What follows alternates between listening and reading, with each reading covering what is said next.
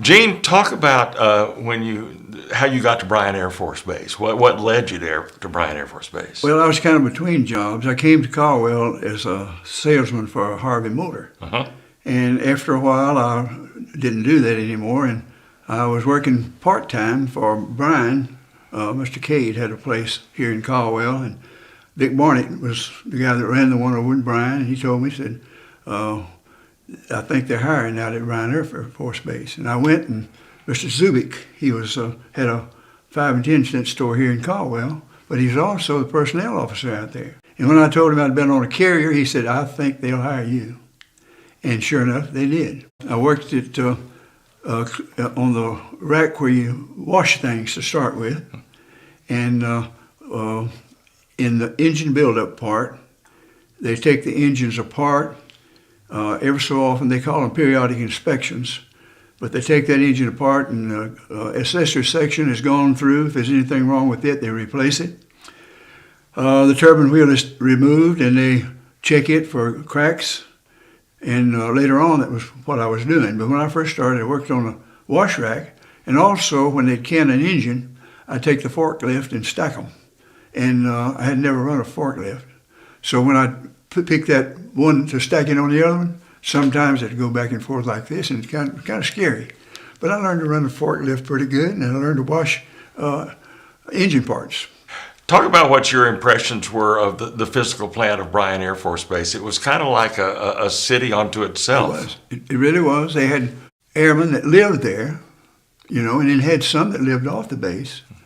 And I think most of the pilots lived there on the base. I think most of them were there. May not have been. Some of them may have been living off base. And while we were there, they built another building that was brand new. It was for people to live on the base. They had a place where you could go to drink if you wanted to, canteen. And they had dances every so often out there. And lots of the people went to and fellowship with them. We had several that lived here, and I traveled back and forth in a carpool. And there was an airman that lived here in town that rode with us in the carpool. You talked about dances at the base. Sort of what was the off-work atmosphere of the base? What was it like socially there? Well, a lot of the girls that worked there would go out and dance, and some of them married those guys. There were several of them that I was in town here that went with guys at the base and ended up being their wife. And it was a friendly place. Everybody knew everybody that worked where you worked. In that room, a big building that I worked in, I knew all the people in there. I knew their family. And some of them went to the dances. I didn't go to the dances back then. I was busy working, trying to make a living more than out there. So every now and then, I'd go in the evening.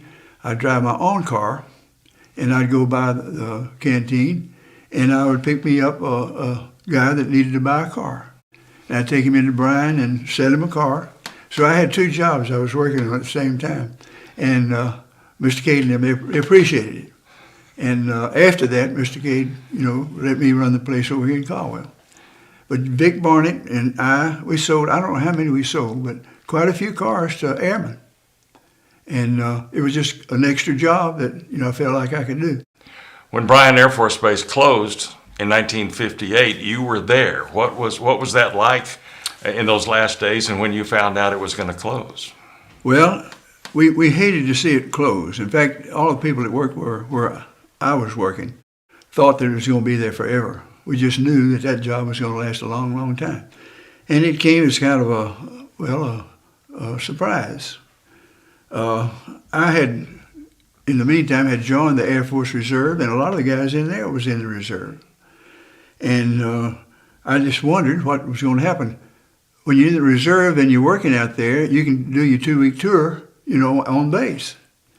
And so they told us that it was going to be shut down and our jobs were going to be left. And they would try to move us either to Lackland or to James Connolly in Bryan, in Waco. Some of them went to Austin and worked over there after they closed. I didn't go. I came back and went to work for the post office and then retired from a sheriff's job after that. But we had disappointment because it was a good job and it was friendly. People didn't cuss each other or jump on you about your job. They made sure you did your job. Those inspectors, they made sure you were doing what you're supposed to do. The good thing that we had 15 minutes every morning and 15 minutes every evening in the middle of the work time to go and do what we needed to do. If you need to go to the bathroom, you went. But if you want to play dominoes, you sit down at the table. The domino games really lasted just 15 minutes. If you ever tried to play a full game of 42 or just straight dominoes in 15 minutes, it's pretty hard, but they did. Well, Gene, first off, thank you for your service, not only in the military, but also later on in life, 10 years of sheriff of Burleson County. And I know that your service in both those arenas mean a lot to you. I'm not bragging. I've had an interesting life. I'm looking forward to this afterlife now. I'm like Billy Graham. I'm going to go home one of these days.